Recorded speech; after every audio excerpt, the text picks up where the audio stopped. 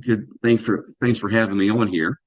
In answer to your question, um, there's several things that have been, that international law has set out, and I particularly the one that you want to look at, other than the Geneva Convention, of course, is the International Convention Against Taking a Hostage. It was done in 1979. And it makes this a crime, and they specifically state it as a problem of a much wider international problem, and they specifically call it international terrorism. And hostage taking for any political motives or what have you, fall within that privy. And so, what's going on right now in Gaza? What happened in southern Israel is just abhorrent. Um, I know the history of Palestine.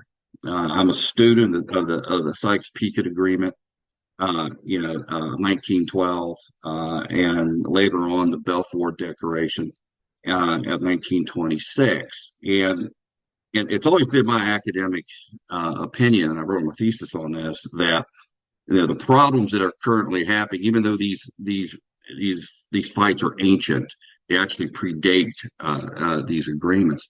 But these particular, the Sykes-Picot Agreement and the Balfour Declaration, helped set the stage and the British Mandate helps set the stage of what we're experiencing right now.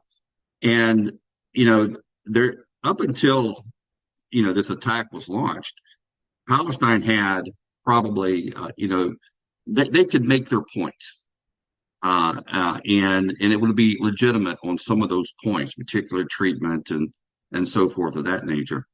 But the attack that they just did pretty much negates it.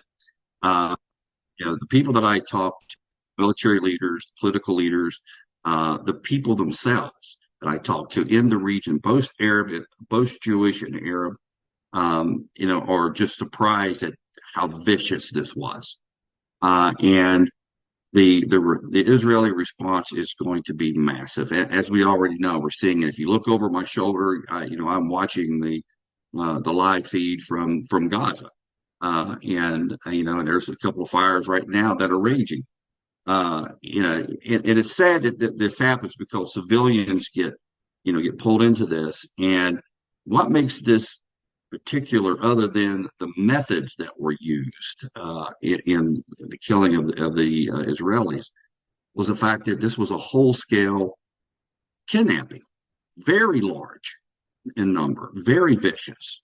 And it was publicized. They put it on TV, they put it on the net. And as they're killing people, as they're beheading people, I've got the videos. I've seen them.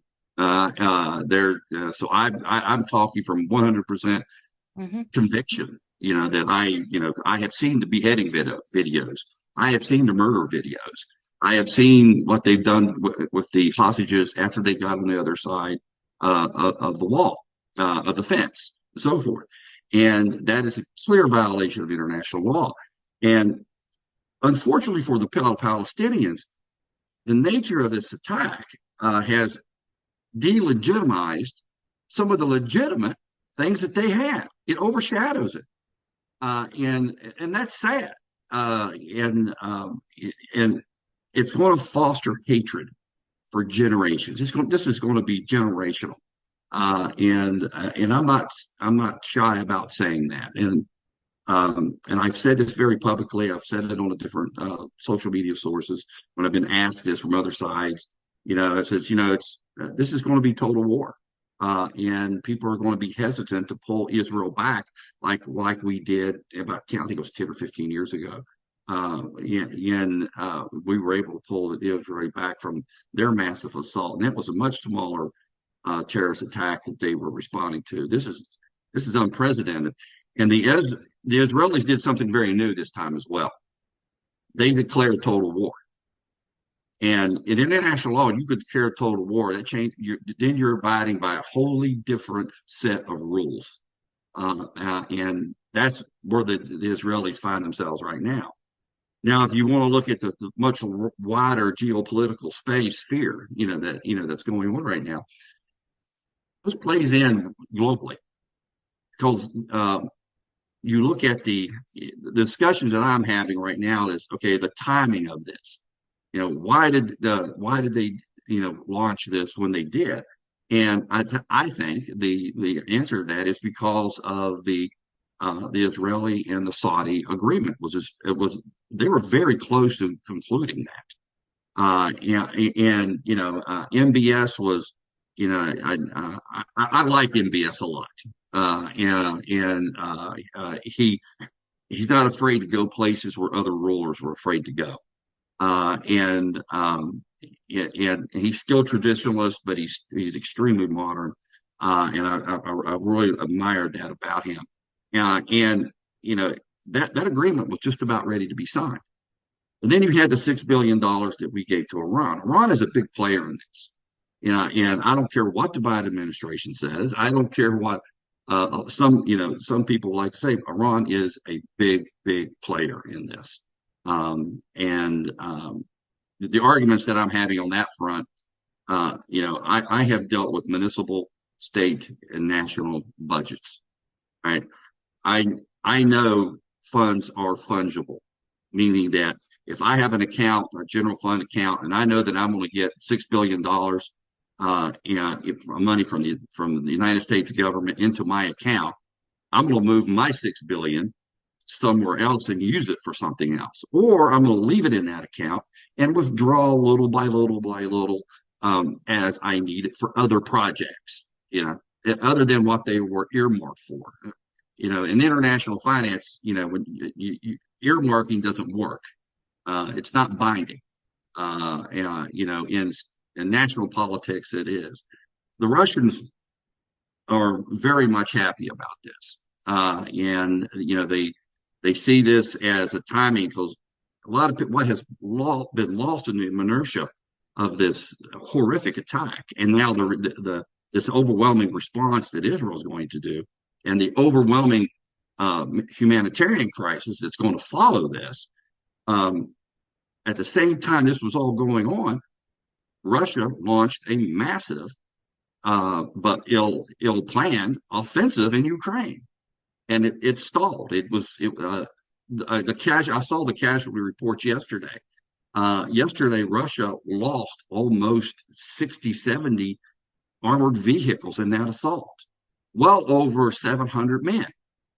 And they took no ground. But it was a assault all along the line of embarkation, and that's been lost in this. Now, the reason I bring this up is because Russia hopes that if the United States is sending arms, and then they're shifting logistical support, they're shifting munition support, they're shifting financial support, they're shifting intelligence assets to help Israel, an ally. By doing that, they're hoping that lessens the support of Ukraine, and it probably will have an effect. The Biden administration went out and said that we're running low on munitions, which was an idiotic statement to make globally, and it's going to have an effect. It emboldens your enemy to do this. Now, take this a step further. Now, this is just a conspiracy theory coming out of my head right now. Is what implications does this even have for Taiwan? Does China take advantage of this as well? China can't take Taiwan. I've always said that. I'm in the minority of that opinion, but they can't.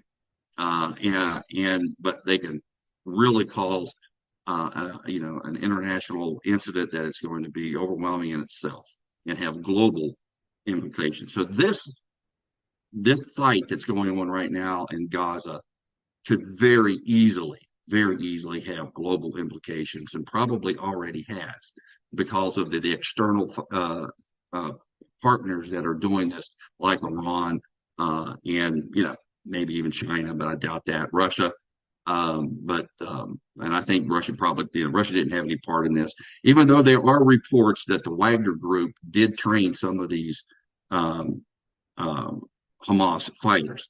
Those reports are out there. They're pretty detailed. I don't know if they're true yet, but if they turn out to be true, Well, then that's a significant change.